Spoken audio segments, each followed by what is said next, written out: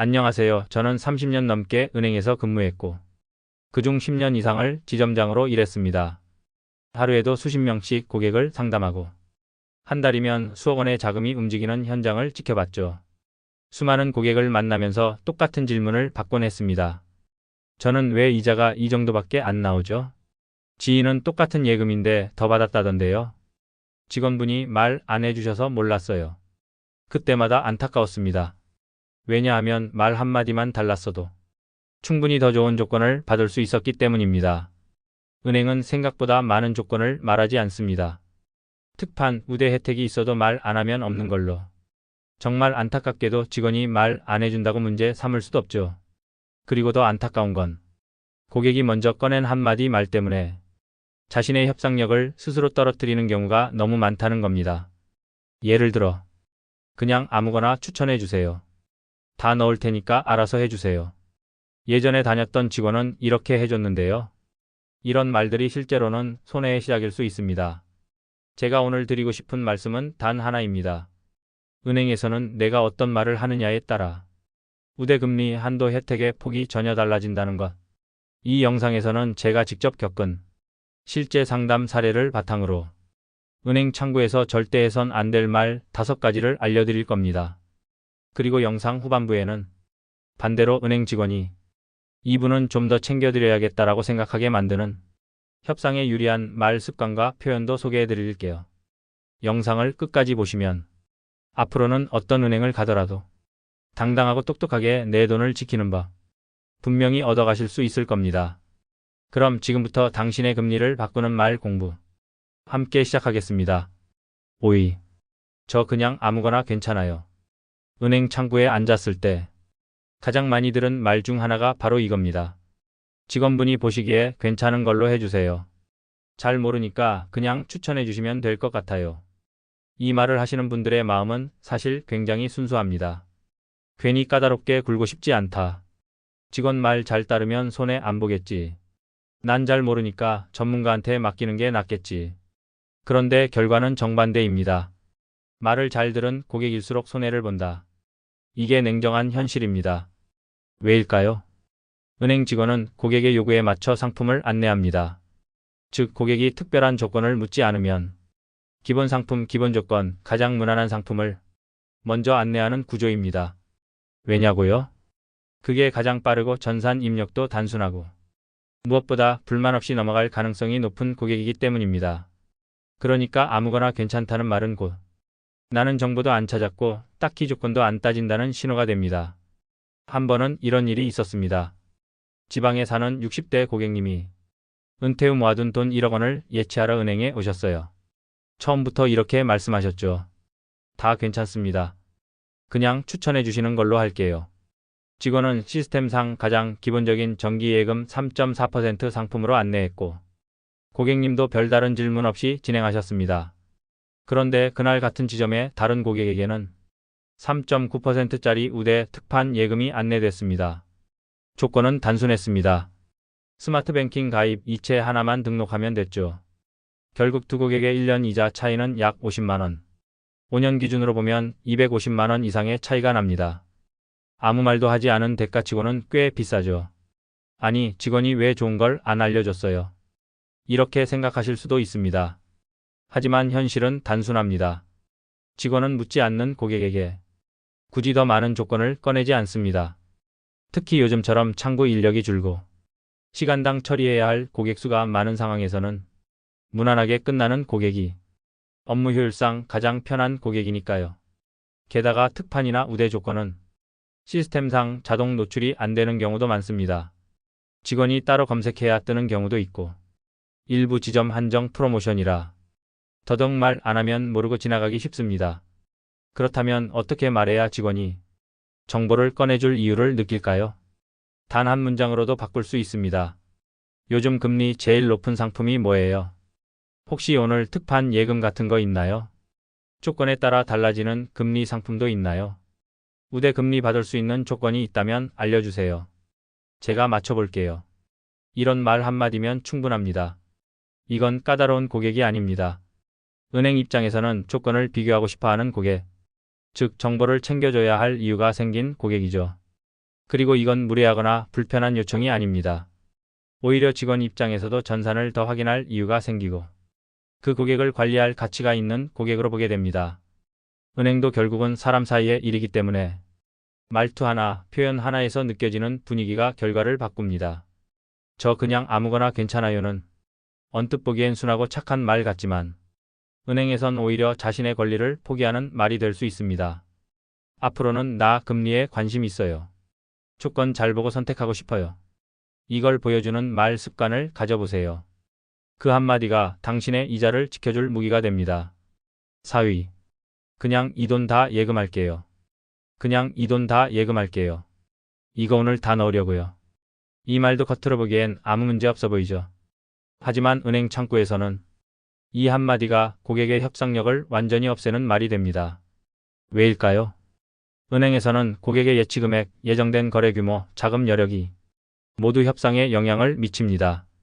즉, 이 고객이 얼마를 얼마나 오래 어떻게 넣을지에 따라 적용 금리나 혜택이 달라질 수 있다는 뜻이죠. 그런데 처음부터 이거 다 넣을게요 라고 말해버리면 직원 입장에서는 협상 여지가 전혀 없는 고객으로 판단하게 됩니다. 쉽게 말해 어차피 넣을 거면 조건 따질 이유도 없고 우대 조건 챙겨줄 필요도 없겠다는 겁니다. 실제로 제가 지점장 시절 이런 일이 있었습니다. 한 고객님이 약 2억 원을 들고 오셨어요. 그리고 아주 확고하게 말씀하셨죠. 이 돈 오늘 다 넣을 거고 저는 조건 안 따집니다. 담당자분이 알아서 해주세요. 그냥 안전한 걸로.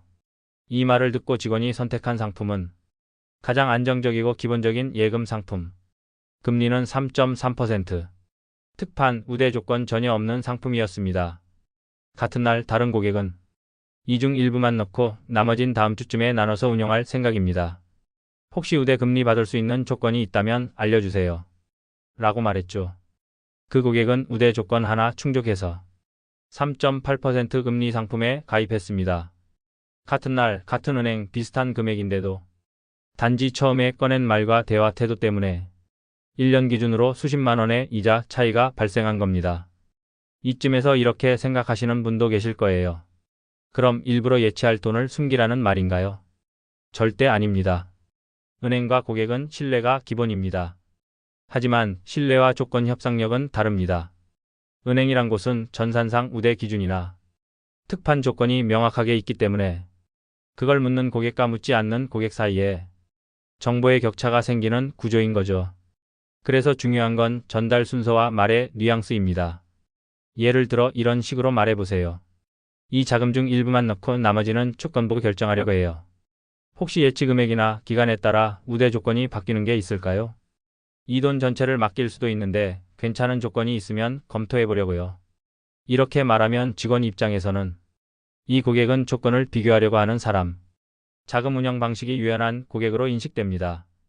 그러면 무슨 일이 생기냐고요? 직원은 내부 전산에 들어가 조금 더 좋은 조건의 상품, 오늘만 가능한 우대 이벤트, VIP 고객에게만 주는 추가 혜택 등을 찾아볼 동기를 갖게 됩니다. 왜냐하면 고객이 그걸 찾고 있는 사람처럼 보이니까요. 그리고 이건 정말 중요한 포인트입니다. 은행은 가장 많은 돈을 맡긴 사람보다 조건을 비교하고 묻는 사람을 더 귀하게 여깁니다. 왜냐하면 그 사람은 한 번의 거래가 아니라 앞으로도 조건을 따지고 유지할 가능성이 높은 고객이기 때문입니다. 반대로 처음부터 오늘 다 넣을게요. 그냥 해주세요 라고 말한 고객은 그 자리에서 끝나는 거래로 인식되고 직원 입장에서도 더 이상 에너지를 쓸 이유가 없는 고객이 되는 겁니다. 그러니 꼭 기억하세요. 이 돈 다 넣을게요 라는 말은 은행에서는 당신의 카드 한 장을 미리 버리는 말입니다. 항상 여지를 남기세요. 전부 예치할 수도 있지만 조건 보고 결정한다. 이렇게만 바꿔도 협상력은 완전히 달라집니다. 은행 창구는 단순히 돈을 맡기는 곳이 아니라 정보와 조건을 흥정하는 대화의 공간입니다. 그 시작은 말 한마디에서 갈립니다. 3위. 지점장님 바꿔주세요. 은행 창구에서 고객이 곧잘 꺼내는 한마디가 있습니다. 이건 위에서 얘기해야겠네요. 담당자 말고 책임자랑 얘기할게요. 이 말 잘만 쓰면 카드가 될 수도 있습니다. 하지만 대부분의 경우 이 말은 상대의 마음을 닫게 만들고 금리나 조건을 더 나쁘게 만드는 시그널로 작용합니다. 왜 그럴까요? 은행도 결국 사람이 움직이는 조직입니다. 감정, 자존심, 관계가 존재하죠. 직원은 단순한 서비스 제공자가 아니라 당신의 조건을 시스템에 등록해주는 사람입니다. 그런데 대화 중간에 당신 말고 지점장 내놔라는 식의 표현이 나온다면 직원은 그 순간부터 마음을 닫습니다. 아, 이 고객은 나를 신뢰하지 않네. 이거 실적 잡히면 오히려 피곤한 케이스다. 그리고 이건 실제로 시스템 입력에도 영향을 줍니다. 은행 내부에는 우대 권한이라는 게 있습니다. 직원이 일부러 더 챙겨줄 수 있는 조건들.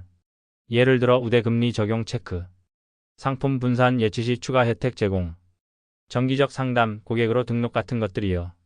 이런 건 전산 시스템에 직원의 재량과 성의가 들어갈 수 있는 부분입니다. 그런데 감정이 상한 상태에서는 직원은 절대 더 챙겨주지 않습니다. 그게 현실입니다. 한 번은 40대 고객 한 분이 신규 예금을 들기 위해 창구를 방문했습니다.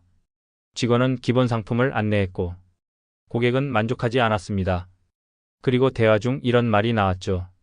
이거 말고 좋은 조건이 있는 걸 왜 말을 안 해요? 지점장님이랑 얘기할게요. 바꿔주세요.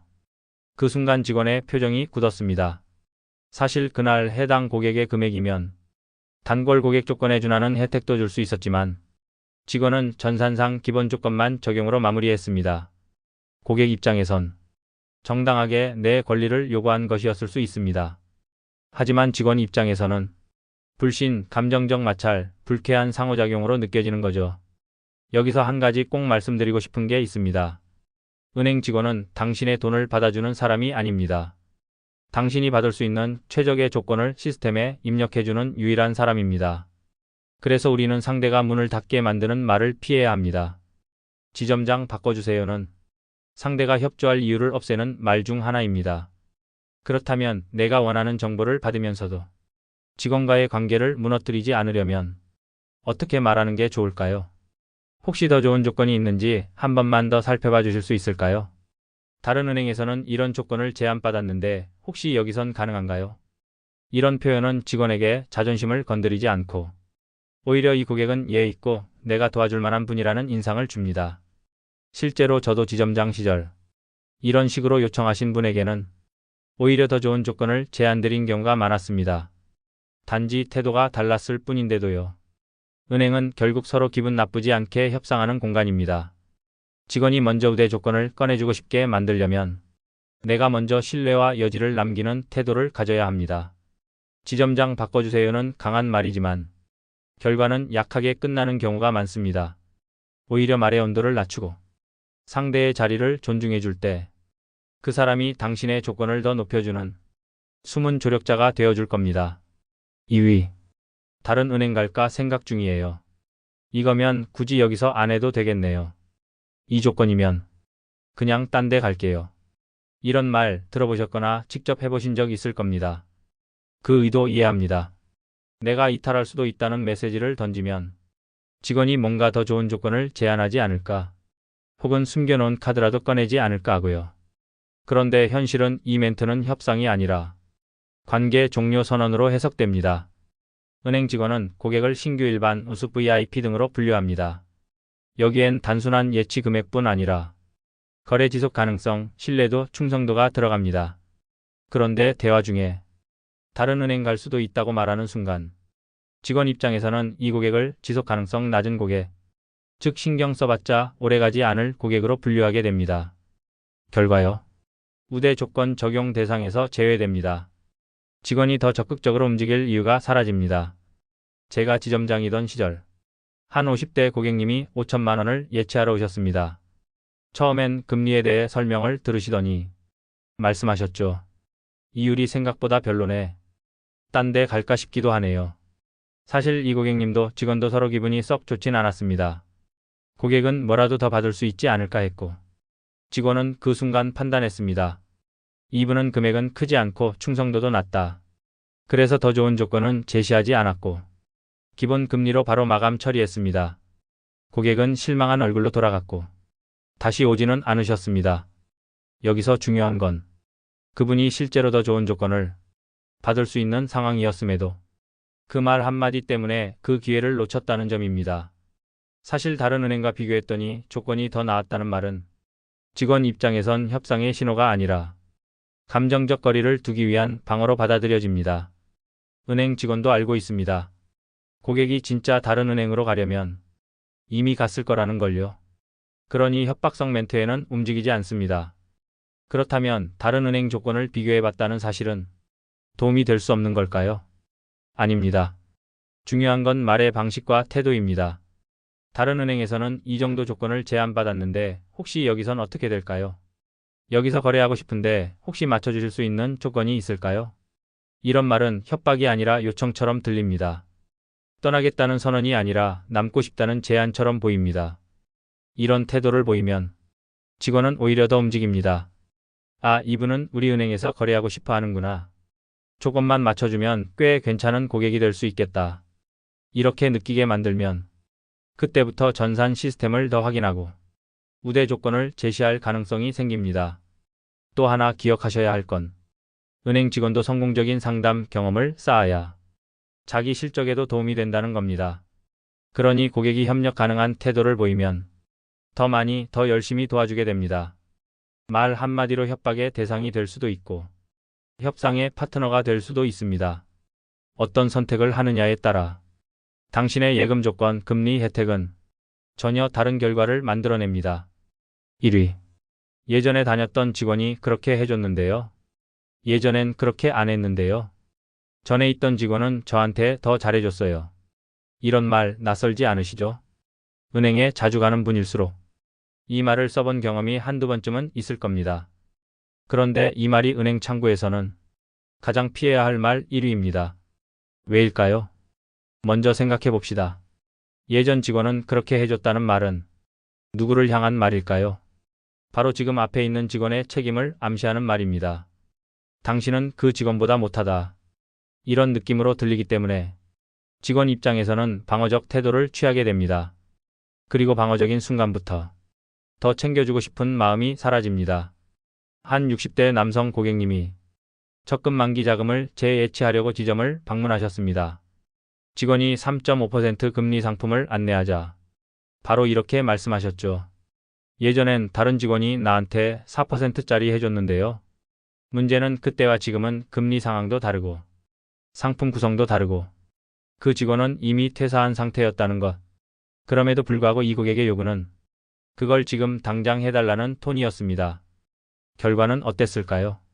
직원은 전산을 더 들여다보지도 않았고 고객은 실망한 얼굴로 돌아갔습니다. 둘 다 기분 나쁜 상담이 되어버린 거죠. 여기서 중요한 건 예전에 받았던 혜택이 지금도 가능한지 묻는 것 자체는 문제가 되지 않는다는 겁니다. 문제는 표현 방식입니다. 예전엔 이렇게 해줬는데요 라는 말은 사실상 지금 조건이 부족하다는 걸 직접적으로 지적하는 말이죠. 그리고 은행 직원은 그런 상황에서 우대 조건을 더 챙겨줄 유인을 잃게 됩니다.